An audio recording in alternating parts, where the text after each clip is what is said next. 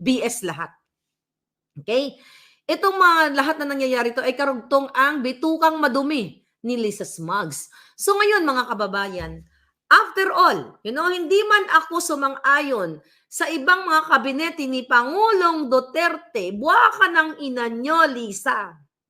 Koting. Umuwi ako sa Pilipinas, tanginan nyo, 2017. Okay? Umuwi ako ng 2018. Okay? Pabalik, at antik noong 2018, isang beses, dalawang beses ba ako bumalik? O whatever, 2017, 2018, okay? Umuwi ako nag-pandemic, di ako nakauwi. So, umuwi ako noong 2022, yung kajotahan nyo na isinuportahan ko yung mga buwaka ng ina nyo na kuting kayo. Paglabag ko sa airport, never ever kong na-experience, okay? Na may sumusunod-sunod sa akin, na umaalingas-ngas sa akin na, ma'am, pahingi naman ng pera, ng ganito, ng ganyan, baka naman may tsokolate kayo, ganyan, ganyan, ganyan. Dahil nung umuwi ako, okay, nung panahon ni Noynoy, 2011, 2014, ibang-iba dahil sinusundan ako ng mga porter, ng, yung mga staff sa airport. Baka naman po mayroon kayong ganito, ganyan. Di ba sabi ko sa inyo, galit na galit ako pag sinusundan-sundan mo ako. Huwag mo akong susundan-sundan na ganyan. Magbibigay ako ng kusa. Yun yung eksperyensya ko. Panahon ni Noynoy, 2011 and 2014. Panahon ni Duterte, umuwi ako, walang sumusunod sa akin.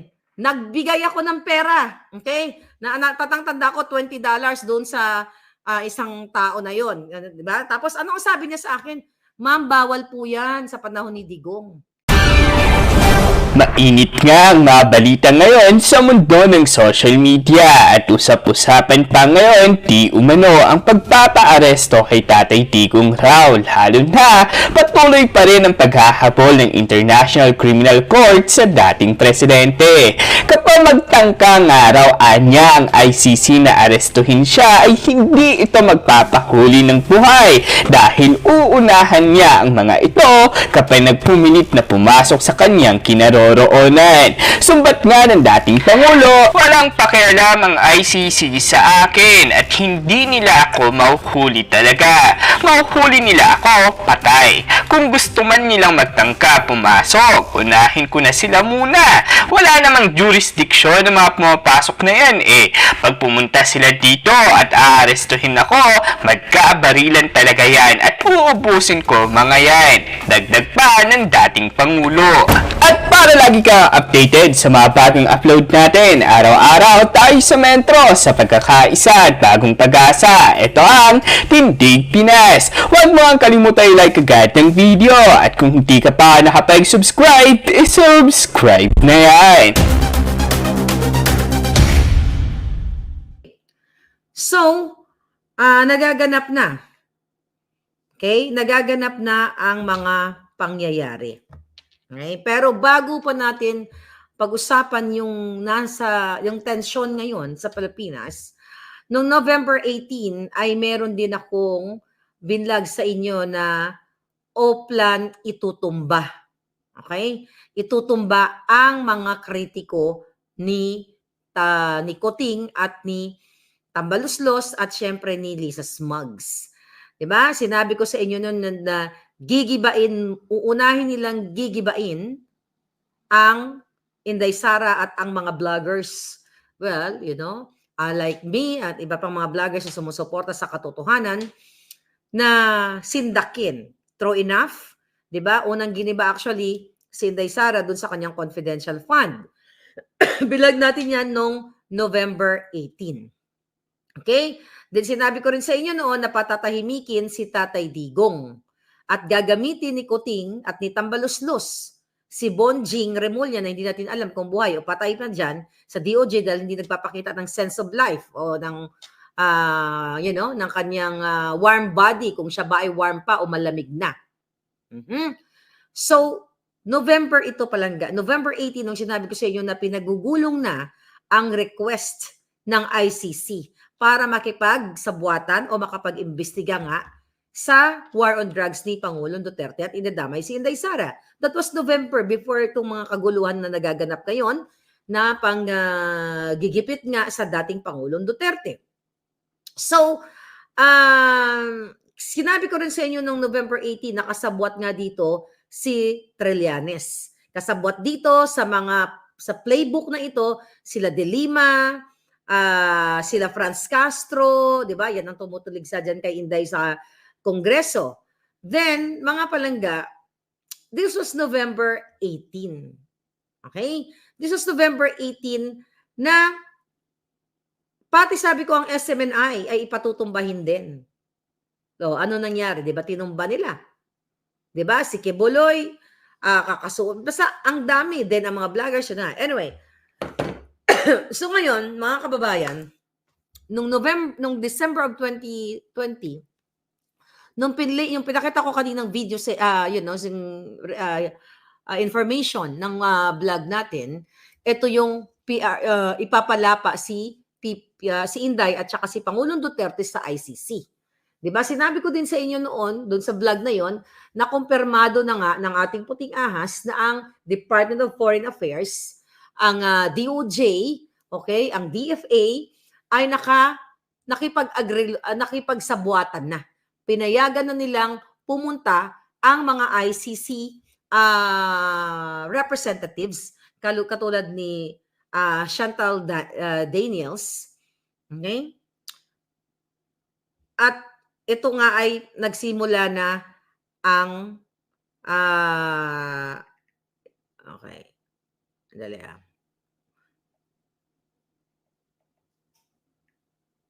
Okay. Nagsimula na nga itong siya makulit. Okay. So nagsimula na nga itong pag-usig. Usig. Panggigipit pala. Not usig. Panggigipit ni Lisa at ni Tambaluslos. Kasi nga, para pabagsakin ang Duterte. Sinabi ko sa inyo na may 2 representante ng ICC na nakipag-workout kay Trillanes. That was December of 2020, dyan sa vlog na yan. At true enough, inamin na rin mismo ni Trillanes recently na any moment ay lalabas na ang warrant of arrest kay Pangulong Duterte. Okay? At ano ang gagawin dyan, mga palangga? Sabi ko na ang gagawin ni Kuting dyan ay kunyari magbigay ng statement na kinukundi na namin ang pangingialam ng ICC dahil kami ay may sarili kaming soberenya chuchu. Hindi dapat tayo pinangimasukan ng ICC kasi nga hindi na tayo kasali diyan. Dahil di ba, kumawala na tayo diyan nung panahon ni Pangulong Duterte. So paulit-ulit na sinasabi yan ni Kuting. Pero iba yung sinasabi niya sa ginagawa niya behind the scene. Okay? So, wala siyang pronoun. Sabi nga ni Attorney Harry Roque, napanood ko sa kanyang live, nasa airport Harry Roque, attorney, na pwede namang mag-statement, written memorandum circular si Kuting, okay, si Marcos Jr., sasabihan niya ang AFP, DOJ at ang NBI o lahat ng mga ahensya ng gobyerno na pigilan ang pagpaaresto dito o panghihimasok ng ICC kay Pangulong Duterte. Pero hindi niya ginagawa.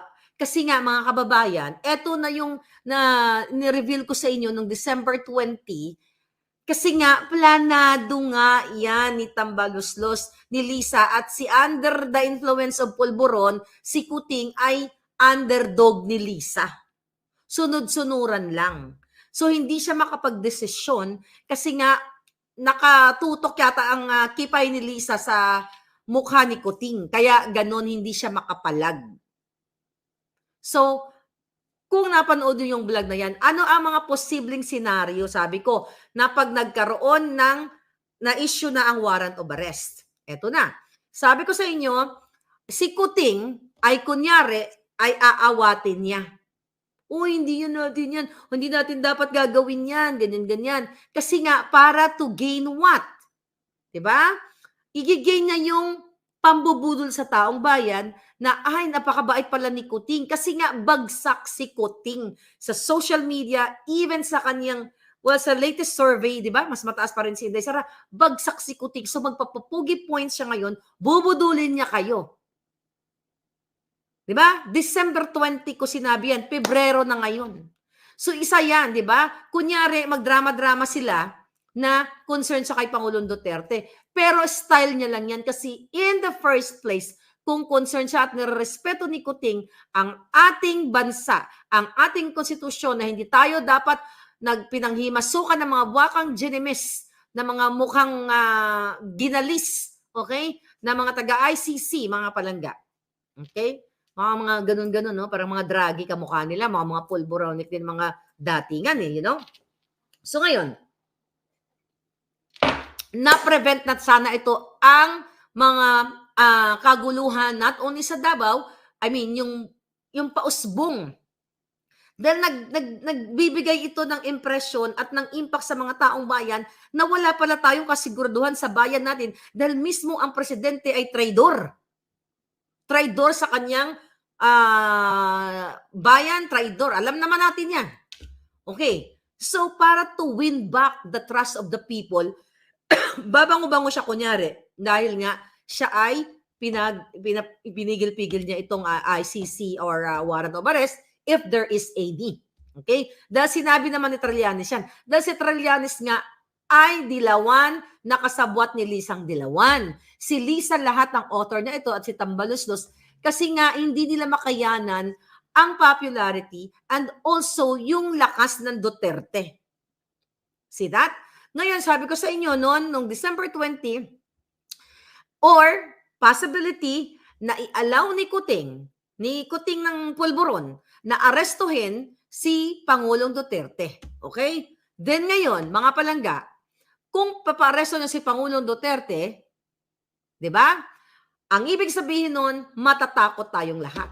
So this is like a statement coming from the Pulburonic government na matatakot na tayong lahat magsalita kasi nga naman ang former president napaaresto nila.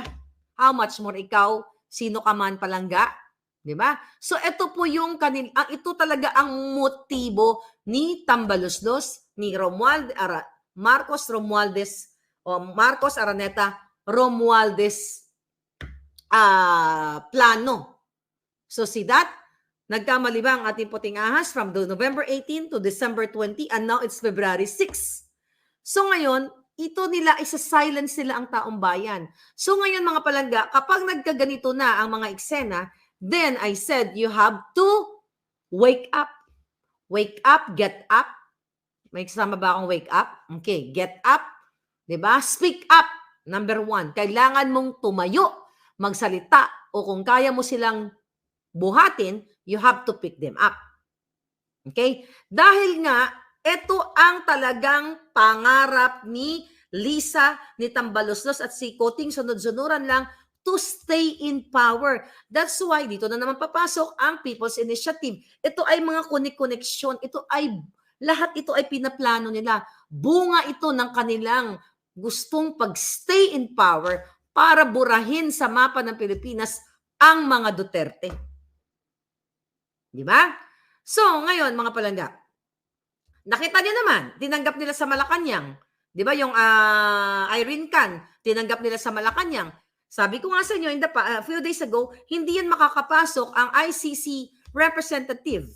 Okay? O reporter. Okay?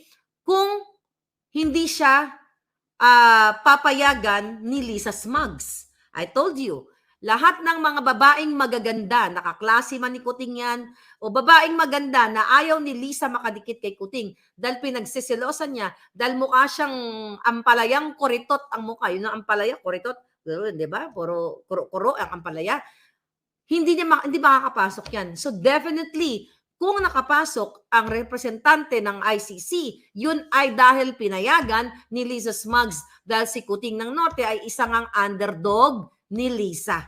Not underdog ng Pilipino dahil, and api-api natin siya, which is yung statement ni Jotox Katrina Ponce, underdog siya dahil because of Marlica and Sas and Andanar. So, hindi yun totoo. Underdog siya ni Lisa Smugs, mga palangga. So ngayon, dahil takot na takot si Lisa Dahil sa ngayon, nakikita sa social media, nag-aapoy, nag-uusok na ang taong bayan. Dahil sa ginagawa nilang kahayupan, ginagawa nilang pagnanakaw, ginagawa nilang pang-aapi. Lahat na ng pang-aabuso, mga palangga. Di ba? So kaya ngayon, ito ang nangyayari. And now, sa balita, may nilabas that was yesterday, no? Sabi ni Spokes Sari Roque, Attorney Roque, na hindi daw siya makatulog dahil tinawagan siya ni Pangulong Duterte na anytime ay aarestuhin na siya. Okay? At binuwag yung Task Force Davao. Ayan, no? Ay, binuwag ba o pwedeng buwagin ang Task Force Davao kasi nga yung Task Force Davao ay mga loyal kay Pangulong Duterte. Kasi nga pumunta si Au Browner nung weekend dyan sa Pilipinas, Saturday, Sunday, dyan sa Davao, mga palangga, para, kunyari sila ay para sa, kasama na yung mga drama nila, na ito ay para sa relief operation, dahil nga may kalamidad sa Mindanao. Again, this is BS lahat. Okay? Itong mga lahat na nangyayari ito ay karugtong ang bitukang madumi ni Lisa Smugs. So ngayon, mga kababayan, after all, hindi man ako sumang-ayon sa ibang mga kabinete ni Pangulong Duterte, buwaka ng ina nyo, Lisa. Koting. Umuwi ako sa Pilipinas, tanginan nyo, 2017. Okay? Umuwi ako ng 2018. Okay? Pabalik, at antik noong 2018, isang beses, dalawang beses ba ako bumalik? O whatever, 2017, 2018. Okay? Umuwi ako na nag-pandemic, di ako nakauwi. So, umuwi ako noong 2022, yung kajotahan nyo na isinuportahan ko yung mga buwaka ng ina nyo na kuting kayo. Paglabag ko sa airport, never ever kong na-experience, okay, na may sumusunod-sunod sa akin, na umaalingas nga sa akin na, ma'am, pahingi naman ng pera, ng ganito, ng ganyan, baka naman may tsokolate kayo, ganyan, ganyan, ganyan. Dahil nung umuwi ako, okay, nung panahon ni Noynoy, 2011, 2014, ibang-iba dahil sinusundan ako ng mga porter, ng, yung mga staff sa airport. Baka naman po mayroon kayong ganito, ganyan. Di ba sabi ko sa inyo, galit na galit ako pag sinusundan-sundan mo ako. Huwag mo akong susundan-sundan na ganyan, magbibigay ako ng kusa. Yun yung eksperyensya ko. Panahon ni Noynoy, 2011 and 2014. Panahon ni Duterte, umuwi ako, walang sumusunod sa akin. Nagbigay ako ng pera, okay? Tatang-tanda ko $20 doon sa isang tao na yon, di ba? Tapos ano ang sabi niya sa akin? Ma'am, bawal po yan sa panahon ni Digong. Tapos anong ginawa ko? Nag-effort ako. Sabi ko, hindi po kusa ko naman to. Sabi ko, kasi, I don't know, maybe kayo, pareho tayo, naiintindihan namin ang trabaho sa Pilipinas. Kahit nga opisina, alam namin na kaming mga taga-Amerika, o kayo palangga, taga-Japan man kayo, o medyo nakakaluwag-luwag kayo. Pag ako umuwi ng Pilipinas, naiintindihan ko kahit nag-uopisina, okay, yung mga nag-uopisina sa Pilipinas, hindi naman po sa pagyayabang, alam mo yon. Yung isang buwan nyo, kaya namin kitain ng isang araw sa Amerika o sa Europe. Hindi naman tayo naglo-lockdown. Kaya dahil naiintindihan ko ang bilang isang nag-uopisina o isang gwardiya o isang lalo na yung mga porter sa airport. So, kung nakakasunod kayo dito sa akin, lagi ako pag umuwi ako, yung bag ko puro yung tsokolate at mga barya-barya pera, $5, $10, $20. Kumbaga, na siya, break na siya, barya na. Di ba? Para aabutan ko na lang. So, anong sabi ko dun sa mamang yun? Panahon ni Duterte. Ma'am, ayaw po ko namin tumanggap niyan kasi bawal na po yan sa panahon ni Digong. So, ang ginawa ko, tinupi-tupi ko ng ganon, ganyan-ganyan. Tapos, inano ko yung may tsokolate akong ganong na bar. Tapos, sinimplihan ko na ganon. Hindi naman kayo nanghingi. Bigay ko po yan sa inyo. Even yung mga staff sa CR, yung mga naglilinis, I have something for them.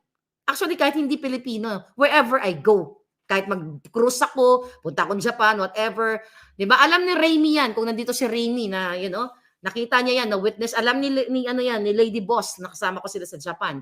na kung meron tayo bilang Pilipino, nakita natin yung kapwa Pilipino, I'm talking about kasi yung naglinis ng kwarto namin is Pilipino, no? Binigyan namin ng, yung champagne na binigay sa amin, welcome dun sa hotel, tuwang-tuwa, yun na yan ate, ganyan-ganyan. So ganon kasi yung bayanihan o ganon talaga ang tunay na Pilipinong meron kang kurot o pagmamahal dun sa kapwa mo. So going back ako, baka lumayo tayo, baka buhay ko na maikwento ko na naman. So balik tayo dito sa airport na yon. Nung panahon ni Duterte, kahit na binubuljak ko ang mga ibang, ang mga kabinete ni Duterte, hindi ko naranasang kinikikilan ako dyan sa airport. So kayo, ikaw, jutang dyan nakakuting, Lisa, ano ang nangyari ngayon sa airport? Kung meron man ginawa si Duterte, okay, nakabutihan, isa yun, na nirespeto tayo ng taong bayan dahil sa kanyang maangas na pagbigay ng statement na kayo dyan sa airport, pag nangikil kayo o naglagay kayo ng tanimbala, ipapalunok ko sa inyo. Ikaw, kuting, buwa ka ng, kaya mo ba yung hayop ka?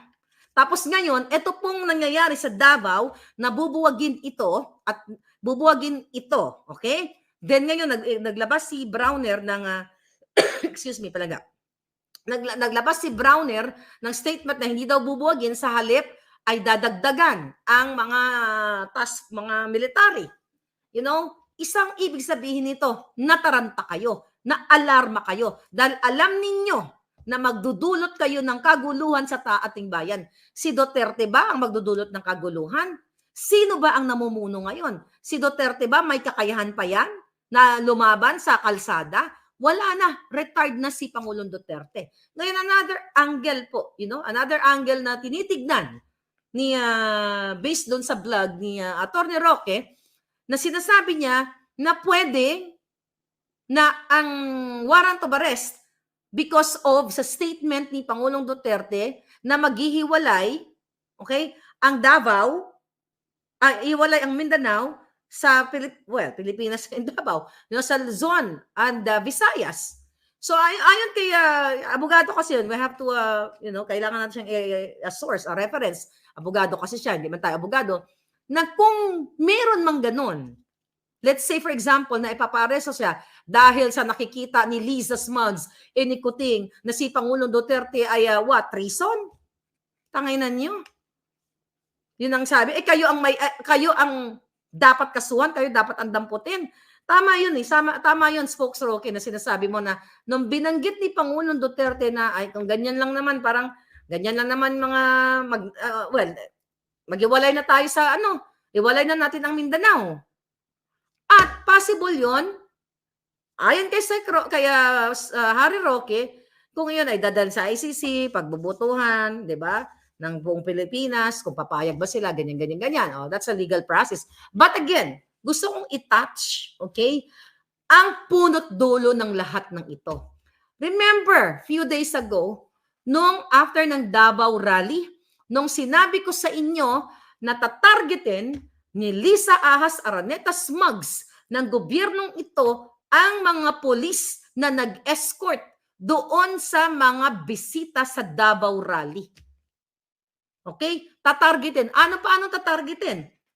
Floating sa trabaho, ililipat sa ibang mga bundok hibok-hibok, from Davao dadalhin sa Cordillera, from Davao dadalhin kunyari sa Norte. Ganon ang tema ng gobyerno ni Liza Smugs at ni Tambalusos at ang buwaka ng inang underpolboron na si Kuting. So gusto nyo galitin ng taong bayan? Subukan ninyo. At nang makita ninyo kung paano tumayo ang Pilipino, kung paano sila manindigan, kung paano nila ipaglaban ang karapatan nila. Subukan yung mga hinayupak kayo. Gusto nyo talagang galitin ang Pilipino sa kabila ng pakikipagsabuatan nyo sa smuggler, sa kabila ng pakikipagpulburon nyo, wala na kayo sa tamang kaisipan dahil may mga saltik na yata kayong lahat dyan dahil puro pagmamahal sa pera, puro party, puro kasal, puro kung ano-anong fireworks and everything. Kick off rally, mga hayawa kayo. Subukan nyo ang Pilipino, makipagsabuatan kayo sa mga traidor na mga banyaga at tignan ko lang kung hindi manindigan ng mga tao kahit sa ibang bansa, kung saan man sila, para ipaglaban nila ang katotohanan, ipaglaban nila ang karapatan nila, ang dugo nila na nananalaytay sa bawat katawan nila bilang isang Pilipino. Subukan mo, Lisa. Hamunin mo ang Pilipino. Ubusin nyo ang pasensya nila. At ang makita nyo, ilulubog kayo lahat sa kangkungang mga ginayupa kayo.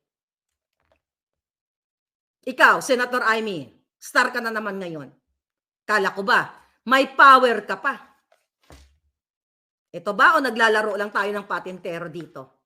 Gawin mo ang tama. Tama na ang mga palabas dyan sa Senate. Yung kapatid mo, di ba? Sabi mo, suportado mo ang mga Duterte dahil may utang na loob ka sa kanya. Dahil ang tatay mo ay pinalibing sa libingan ng mga bayani. Walang nagpalibing sa tatay nyo dahil lahat ayaw. Ngunit ang Pangulong Duterte ay inirespeto ang batas, inirespeto ang tatay mo dahil isa siyang sundalo.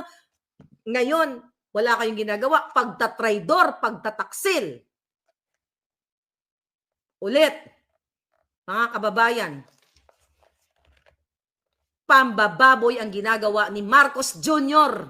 Isa siyang tunay na walang balls, tunay na walang bayag ang pinagkakabalan ng mga hinayupak, kundi magbayad ng mga trolls, magbayad ng mga manggigipit sa akin, manggigipit sa inyo. Kaya nga sabi ko, ito'y panggigipit sa isang former president. Kung ang nanay mo, nanay ninyo, si Imelda Marcos, sa samot-saring mga kaso dahil sa pagnanakaw sa kabanang bayan, nagawa niya ng paraan at ngayon ay hindi ikinulong dahil sa kanyang edad. Diba? Hindi ako masyado updated sa kaso niya. But anyway, ginawa niyo ng paraan sa damot-sari na ilagay pa sa buong mapa ng mundo na siya ay ganito, ay ganyan. Pero kayo, mga hinayupak kayo, wala kayong utang na loob. Masyado niyong bodulin ang mga Duterte. I'm not saying na utang na loob niyo sa mga Duterte. Utang na loob niyo sa taong bayan. Dahil ang taong bayan, ang mga supporter ng Duterte, ang dahilan kung bakit kayo nandyan, mga yawa mo. Hindi pa kayo kuwain ng komunoy, ng kadagat-dagatang apoy at nang matapos ng paghihirap ng Pilipinas, puro kayo pulburon, puro kayo tsakan, puro kayo pagnanakaw, puro kayo mga butod sa kapangyarihan, butod sa pera, butod sa tsakan, butod sa lahat ng kaletsihan ninyo.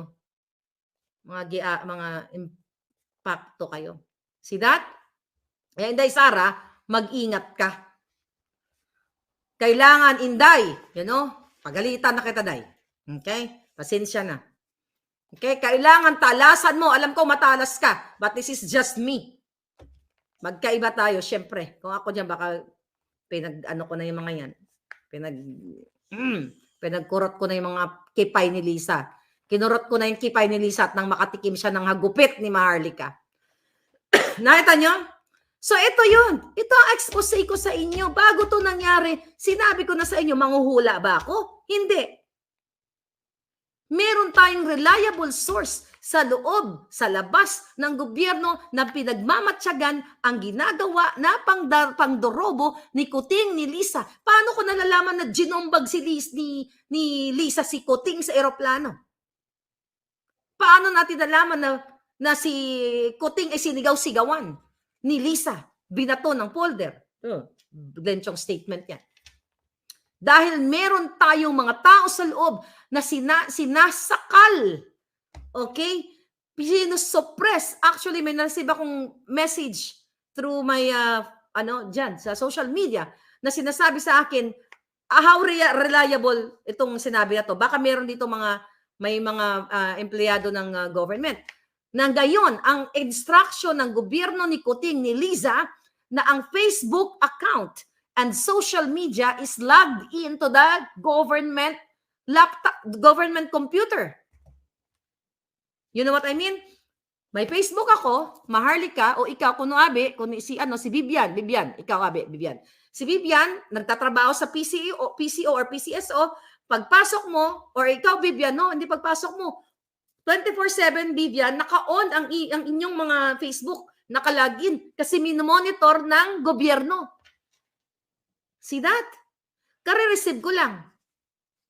Kare-receive ko lang ng message yon. I don't know kung ilang tao ang ginagawa niyan, pero yan ay kaya kong patunayan na may mga nagme-mensahe sa atin. Ang sabi nga doon sa text message, hanapin ko pa. Ang sabi doon sa nag-uusap silang magkaibigan. Kunyari si Petra at saka si Maria. Sabi ni Petra kay Maria na nagtatrabaho sa gobyerno, sabi ni Maria, "Oy Petra, wag mo ako i-message ano mo ako, tinext niya, wag mo ako wag ka mag-message dito sa ano na to, sa Facebook kong ito. Doon ka sa isa kong Facebook ganon. Kasi monitored ito ng gobyerno." See that? You confirm kung meron nakakaalam niyan, mga palangga. Okay? I-kumpirma nyo yan. So yan ang nakukuha kong mga reklamo sa aking Facebook account at sa aking email. So ito pong lahat na nangyayari sa atin, ito lahat ay kabalbalan ng gobyerno. Ano pang ang gagawin ninyo? UOFW, kailangan nyong magkaisa, whether nasa Japan kayo, nasa Europa kayo, kung kaya nyo dating mangampanya kay Kuting, gawin natin uli. Gawin nyo uli dyan sa inyong mga bansa na magtipon-tipon kayo sa isang quadrangle, sa kung saan man na nangangampanya kayo na kayo ay maggawa kayo ng mga karatula, whatever message gusto nyong iparating. Ipakita natin. This time, simulan na natin. Simulan natin, mga palangga. Okay? Ipakita nyo sa buong mundo na isinusukan nyo ang budol administration. Maggrupo-grupo kayo. Kung kaya nyo, maggrupo-grupo noon to support the Kuting administration. And in Daysara, you can do it again. Para ipakita ninyo kung paano tayo isinusuka ang taong bayan. You start now, tomorrow and the next day. I-email nyo sa akin sa Balitang Maharlika or i-send nyo lang sa akin. You know, i-share natin para ipakita natin ang boses ng totoong Pilipino na nagkakaisa, na sukang-suka na sa kabalbalan nitong ahas at Kuting Tambaloslos administration. Inuubos na nila ang pasensya ng Pilipino, nilalamo nila ang pera natin, tinatransport ang pera ng bayan, samantalang kayo sa Pilipinas, hindi makabili ng bigas dahil hindi 20 ang bigas, kundi 60 pesos ang bigas. Kayong mga OFW, magkano pinapadala nyo sa inyong mga anak, hindi na makapag-aral dahil what? Kulang na, hindi na kaya dahil sa pagkain pa lang, sa tuition fee, kulang sa bayad sa bahay, sa kuryente, lahat, jutang ginina. You speak up. Get up tomorrow, mga palangga. Magbuo na kayo ng inyong alyansang totoo para sa boses ng bayan. Hindi nyo kailangan magwala. Ipakita nyo sa taong bayan. Maybe we have to compose our new song. Diba? I'll think about that. Kung anong kanta ang gagamitin natin. Pero, you know, ipakita natin, mga placards natin. Game kayo? Game? Okay? Ipakita natin sa buong Pilipino. Okay? Actually, kahit na kung hindi kayo makalabas sa inyong mga trabaho, pwedeng ano lang, dyan lang kayo sa inyong bahay. Mag-ano kayo ng picture. Reel kayo or picture ninyo, isend nyo dyan sa Balitang Maharlika. Or make sure lang na ang masindan yung mga page ko ay sigurado po dyan sa link sa ilalim. Kasi nga may Facebook page na ginagawa ang gobyerno na identical o fake account under my Maharlika Boljak TV or Maharlika Boljakan, ginagaya nila para maligaw ang inyong mga message, para madali po kayong tukuyin ng gobyernong sindikato, para kayo'y gipitin, takutin ang inyong mga pamilya sa Pilipinas at kunin ang inyong mga impormasyon. So make sure na ang binimessage nyo ay eksaktong account ko. Dito na lang para safe palangga. balitangmaharlika@gmail.com. If I were you, dyan lang po kayo mag-message dahil yan po ay siguradong matatanggap ko. Basta yung balitangmaharlika@gmail, wala pong number yan. Diretsyong ganyan. Dyan kayo mag-message sa akin ng mga picture ninyo, ipakita ninyo kung ano, dyan lang muna yan, yung aking email. Ipakita ninyo sa amin lahat. Ipopost ko dito. Igagawa tayo ng i-post natin lahat sa social media na sukang-suka na kayo kay Kuting. O kaya, resign. Yan ang message. Resign BBM. Resign Kuting ng Norte. Ano ba sasabihin natin kay Butod? Okay? Itapon si Butod sa dagat-dagatang apoy. O kung ano man. Yun ang gawin natin. Diba? Enough for Liza Butod. Tama na. Sobra ka na, Liza Butod. Game? Gawin natin. Yan yung hashtag natin, okay? Resign Coting ng Norte, resign Marcos Jr., resign BBM, okay? Butod Lisa, kahit butod na lang Lisa Butod, Matakaw, Sugapa, name it. Gawin nyo yan, mga palangga. Ipadala nyo yan at sama-sama nating ipakita ang power ng social media. Dahil wala man tayong pera, wala man tayong political power, but our voice, our social media is more powerful than these people, mga butod na ito. Okay? So dyan kayo sa Davao, magkalma lang kayo dyan mga palangga, di ba? Magdasal tayo na hindi magdanak ang pula. Kung meron mang magdanak ang pula, hindi po ito kagustuhan ng Pilipino, kundi kagustuhan ng Kuting at Ahas administration dahil sila ang kumukumpas kung ano ang mangyari dahil kung gusto nila ng peaceful, hindi nila hayaang pangmahimasukan ang Pilipinas ng mga banyagang pakialamero at pakialamera para pakialaman ang ating soberenya. Diba? Sabi ko, alam mo, mga kababayan, sabi ko, may kausap ako kanina. Okay? Marlica, yung vlog mo, grabe, emotional ka, dadadadadada. Sabi ko sa kanya, ay wala, nakakapagod na eh. Tapos sabi niya sa akin, alala mo, sinabi mo sa akin dati pag nanalo si Kuting, tatahimik ka na. Sabi mo, hindi ka na ayaw mo na magpolitika kasi nakakapagod. Sabi ko sana naman kung sino man ang mga sumunod, for whatever means, hindi natin alam ang turn of events. Sabi ko kung sino man ang pumalit sa buwaka ng inang Kuting na ito, kung si Sara man o kung sino, malay mo ako. Ako pala, di ba? Kidding aside, bang palangga. Sabi ko dito sa friend ko, sabi ko ayoko na, napapagod na ako. Sabi ko magluluto na lang ako. Tapos sabi niya, paano pag gumawa na naman kunyari si Sara o kung sino man ng katarantaduhan? Sabi ko, hindi siguro gagawin kasi sasabihin ko ganito. Sabi ko, Day, maluoy man ka, napagod na si Marlica, ayoko na makipag-away sa inyo. Tama na, magluluto na lang ako, mag-cooking show na lang ako. Yun talaga gusto ko. You know what? Yun ang pangarap ko sa vlog ko, dapat mag-cooking na lang ako. Pero hindi kaya ng puso ko, ng konsensya ko na makita na nilalapastangan ng mga buwaka ng inang to na dati kong sinuportahan dahil isa ako sa instrumento kung bakit nandiyan yung mga buwaka ng Genemis na yan. Kaya kung nakikinig ka man, Day, o kung sino ka man na susunod dyan kay Kuting, maluoy mo, maawa kayo. Pagod na kami makipag-away. Pagod na kami magmura. Pagod na kami. Gusto namin ng peaceful Philippines. Gusto namin ng mga OFW.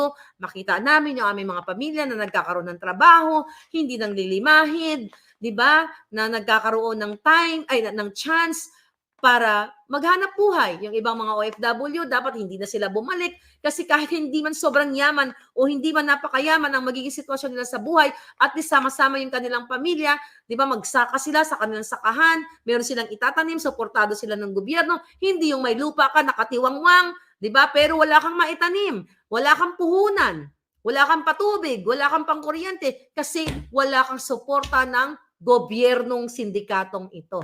So ako, humihingi ako, sabi ko nga sa friend ko, sabi ko, alam mo, magmamanikluhod ako. Sasabihin ko, maluoy man mo. Maluoy man ka mo, sasabihin ko, napapagod na ako. Kailangan kong lumuhod sa susunod na magiging leader natin. After this pulboronic. I'm serious. Kung kailangan kong maglakad, magluhod ako. Okay? Mula dito sa pier ng Santa Barbara, papuntang Los Angeles, mga palangga. Okay? Luluhod ako kung yun ay magiging sagot para tulungan ng mga susunod na leaders ang ating bansa na hindi na nila nakawin lahat. I said, di ba, sabi ko nga, you can make business out of it. 10% siguro is okay na, but not 50, 60% ang nakaw niyong mga ginayu pa kayo. Mga palangga. So, Inday, huwag kang papayag na napulutin ang tatay mo, sabi ni wala ka na palangga, Ina Tupas. So game, BBM resign. So I challenge all of you. Kayong mga OFW, kayo dyan sa Pilipinas, make a banner. Kung kayo magpapamilya, lahat kayo, BBM resign, Lisa Butod, tama na, isuka mo na. Ay, ganda yun. Oh, game? Lisa Butod, tama na, isuka mo na ang pera. Oh, Lisa Butod, tama na. Isuka mo na ang pera ng bahay. Pera na lang para mas magaling sign. But anyway, kumilis na kayo. Okay? Doon sa mga men in uniform na mga ka-message ko na alam ko, nagre-report kayo sa akin na sukang-suka na kayo kay Kuting, lalo na kay Lisa na nagmamando sa inyo. Mga sir, mga ma'am, tumayo po sana ang inyong mga pototoy. Okay? Tumayo sana ang inyong mga bruskong katawan. Ang inyong mga maalindog na katawan, mga ma'am, mga sir, para sa taong bayan. Dahil akala nyo, yung pagsipsip nyo kay Lisa, forever yan. Pag wala na kayong gamit sa kanya, pwede na kayong gurgurin, pwede na kayong itapon sa bangin. Ganyan yung buwakan ng inang babaeng yan. I'm telling you, walang permanenteng walang permanente sa mundong ito. Sa politika, sa issue ng politika, wala kang permanenteng kaaway kasi nga ang meron lang ang permanente ay vested interest. And sana kayo, mga sir, mga ma'am, hindi kayo katulad niyan. Isipin nyo ang kinabukasan ng mga anak nyo, mga apo nyo. What if yung mga apo nyo ay later on magiging bunga ng ginawa niyong pakikipag-connives kay Lisa at sila later on, hindi mo alam ang takbo ng buhay, sila ay maging biktima ng ginawa mo sa pakikipagsabwatan sa mga ahas at ang apo mo ay magiging mag-re-reap ng kababuyan ng pakikipagsabwatan mo o nyo kay Lisa Smugs. Diba? So, dyan sa Davao, dyan sa buong OFW, we have to protect our not only Pangulong Duterte, but ang ating kalayaan, ang ating karapatang magsalita, karapatang magsabi na sukang-suka na tayo kay Lisa Butod. Dahil hindi siya ang Diyos, hindi sila ang Diyos, hindi sila ang makapangyarihan. Ang tunay na makapangyarihan ay taong bayan. Kaya huwag kayong matakot. Isang beses lang tayo mabuhay sa mundong ito. Okay? At isang beses din tayo matsugi. At sisiguraduhin natin yung paa ni Lisa ang unang pumantay. Kasi yung babaeng yan, kahit nakakomatose na yan, kaya pa rin gumawa ng katarantaduhan yan. Kahit nasa deathbed na yan, dying na, may kunti tatlong hininga, kaya pa rin gumawa ng kababuyan ni Lisa Araneta Marcos, aka Smugs. Dahil ang intensyon niya ay budulin tayong lahat, pisatin ang itlog ni Kuting, jombagin si Kuting para maisakatuparan ang pangarap niya sa kanyang anak na si Sandra Chararat. Yan ang katotohanan yan. Kaya sabi ko sa inyo, kahit si Lisa Smugs ay naka-coma na yan, basta may kunti pang neuron, may isa-isa pa ng kunti, yung 1% na yan o 0.01%, kaya yan maggawa ng kabulastugan. Kaya hanggat hindi pumapantay ang paa niyan, that na masisecure ng Pilipino na si Lisa ay hindi na makakagawa ng kababuyan sa gobyerno o sa bansang Pilipinas. Kaya dapat wakasan na yan. Alam nyo yan. So resign at speak up. Anyway, I'm so exasperated. Okay? Tired dito sa ano na to, sa laban na ito. Sabi ko nga, nabaos lang ako eh. Baos na ako palangga. But again, actually, pinagagalitan na nga din ako dito. Ingay ko nga. Ingay ako dito ngayon. Sabi lang mga alipores, ang ingay mo. Araw-araw ka na lang maingay. Sabi yan ng ganun. Doon ka na kay Lisa Smugs. Jombagin mo na ng bonggang-bongga. Well, fair and square. I can do that. Without the power of money and goons. Anyway, this is your fair lady, Maharlika. Sa seryosong usapan, ipaglaban po natin yung ating karapatan. Paulit-ulit ito, gas-gas na to. Pero itong mundo na ito na ginagalawa natin, lalo na kayo sa Pilipinas, demonyo po ang mga nasa gobyerno. Hindi lang sila bastang ahas, sinapawan po nila si Satanas. At tumari nga ito nagsamat-saring reaksyon mula sa mundo ng social media. Komento na nga lang din ng mga netizens sa naging issue nito. Hindi pwede yan, magkakagulo ang bansang Pilipinas. Naka-ready na kami, naghihintay lang kami ng go signal ni kay Tatay Digong. Kaya na tayo ganun din naman ang mangyayari. Kulurin ang laban sa mga animal na yan. Pag nagmaterial pa yung balak na mga timonyong yan, wala nang katahimikan at kapayapaan ang bansang ito. Kaya yan lang ang laban dyan. Hindi yan ang inaasahan ng sambayanan, kundi kung paano iaangat ang Pilipino. Si Trillanes, wala yan. Dadalang alam at walk out. Dapat dito makialam ang Amerika at sabihan ICC na huwag makialam sa justice system natin. Sila yung nagpalaya sa atin, Commonwealth at Democratic, kalayaan ng bansa. Bakit hinahayaan nila ganyan para magkagulo ba ang bansa at kanila naman kulkurin sa anuman pamamaraan. Plansyado na tayo, oy gising Pinas. Pinagplanuhan yan ng matataninong presidente ng kay marami nagkaaway ngayon na bansa. Istorya ni Madam, wala naman pala ngayon nakuha at nalangis nila. At sa naging isyong ito, ano ang iyong naging reaksyon? Maghimalaya magbigay ng kanilang personal na opinion sa comment section. At hanggang sa muli tayo sa mentro sa pagkakaisa at bagong pag-asa. Ito ang Tindig Pinas. Huwag mo kalimutan i-like agad ang video. At kung hindi ka pa nakapag-subscribe, i-subscribe na yan.